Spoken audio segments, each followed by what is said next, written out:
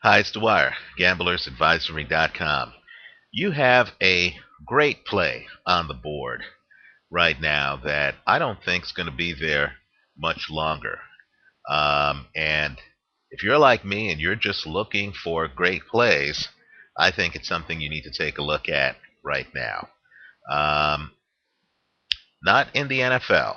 While the rest of the world is looking at the Super Bowl, let's venture off the beaten path and look at the NBA. In particular, I'd like for you to look at the futures for the winner of the Western Conference, not the NBA title, just the Western Conference in the NBA. You're going to see that the Lakers right now are even money at 1-1. I believe there's only one other team that can win the Western Conference of the National Basketball Association. In fact, I think this team, quite frankly, should be the favorite. And that's a team that lost last night. That's the San Antonio Spurs. And surprisingly, in my opinion, the Spurs, who have the best record in the Western Conference, are 2-1 to win the Western Conference, right? This is better than taking a team to win the NBA title because you don't have to deal with the NBA Finals. By the time the finals come around, you will have banked your money. My recommendation here is to take the San Antonio Spurs, and it is February the 2nd. I'm saying take the San Antonio Spurs at 2-1 or better, depending on which way the line moved after the Spurs lost last night. Take them at 2-1 to win the Western Conference. Let me just point out that if the Spurs, who right now have home court advantage, if the Spurs were to face the Lakers for the conference championship, and if you would be able to take the Lakers at, let's say, better than a minus 200. In other words, if you were to get the Lakers at even a minus 150 in that series, if the Lakers are favored, which they shouldn't be, but we'll get to that. If the Lakers are favored, if you're able to get them at better than minus 200 in a Western Conference Finals matchup against the Spurs, who you will have gotten at 2-1, understand that you would be in that position that all gamblers want to be in. You would make money whether the Lakers win or the Spurs win, right? Because you would be getting a plus 200 on the Spurs. So if the Spurs were to win, you'd be guaranteed a rate of return. And of course, as long as you're getting better than an offset with a Laker victory, then you'd be guaranteed a rate of return if the Lakers were to win that conference final, right? The only other team, as I see it, who remotely has a chance to win the Western Conference are the Oklahoma City Thunder. And my point to you on the Thunder is they just don't have the bigs.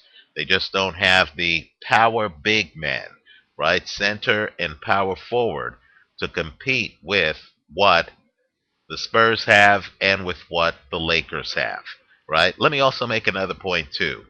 The Lakers are a flawed team. Now, I love the Lakers. I'm a Knicks fan.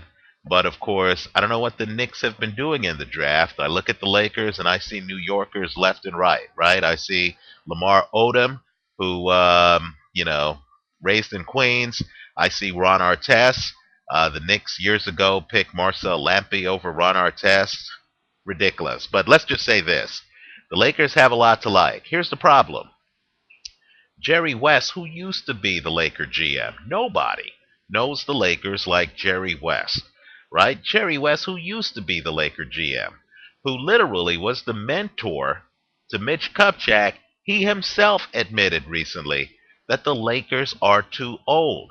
That's a stunning indictment of what Mitch Kupchak has been doing, because Mitch Kupchak, of course, recently gave a new deal to Lamar Odom.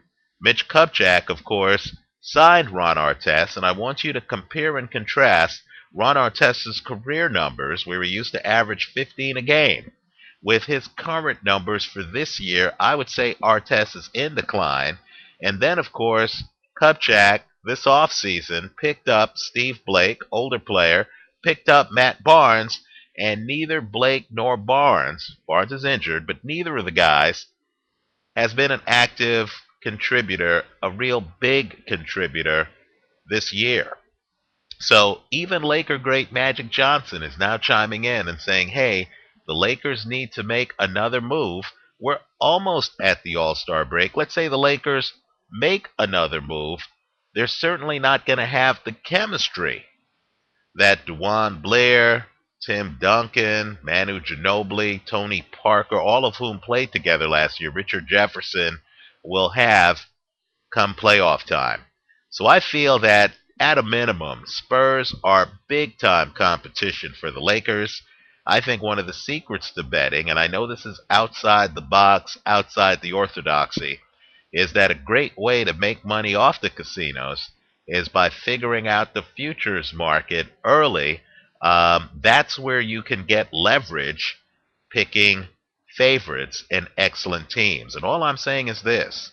The San Antonio Spurs, Tim Duncan has a lot of jewelry, right? They have won a lot of rings.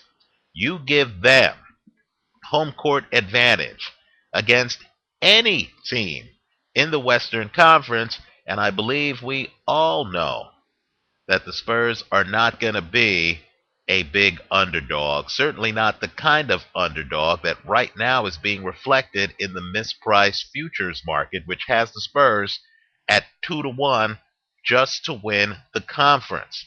So I say hop on that right now before I hear from the people in the state of Texas, before I hear from Dallas Mavericks fans. Just understand you had a chance to take the Western Conference. Unfortunately for you, that chance left the building, in my opinion, once Caron Butler got hurt. He's out for the year. He's not coming back. Any team that Peja Stojakovic is on is going to have defensive shortcomings. I'm sorry.